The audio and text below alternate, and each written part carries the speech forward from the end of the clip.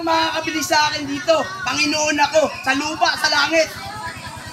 Swerte nyo kung sino makakabili. Tawanan nyo lang ako, tawanan. Di pa huli. Tandaan nyo yan. Di pa huli, di pa nagbabago. Di pa magbabago ang Panginoon. Mabait ang Panginoon. Unawain nyo lang sana. Tandaan nyo. Mabait ang Panginoon. Kaya pa magbago ang isip. Sana tuwirin nyo. Alam mo, ang isda ko, props lang yan para makatambay ako dito. Makita nyo ako dito na maayos. May ginagawa ako. Ako, isang vlogger.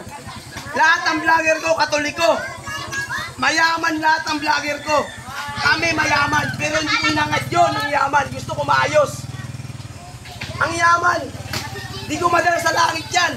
Pero yung puso nyo, gusto ko dalhin. Diba? Puso kung gusto ko dalhin nyo eh. Bakit ang yaman. Iniisip nila baliw ka? Baliw daw ako dito.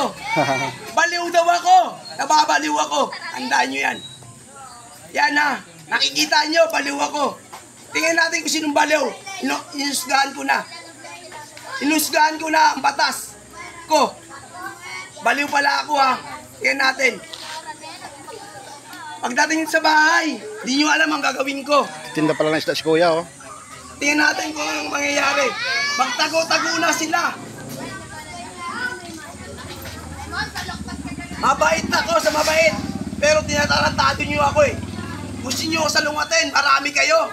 Wala kayo, hindi kayo mananalo sa akin. Okay lang to, boss, i-upload ko? Okay na, boss. Walang problema yan, boss. Salamat. Wala akong dala cellphone. Hindi para lumaban. Wala akong dala cellphone. Para makita nila parehas ako. Salamat, boss. Tuloy mo yan.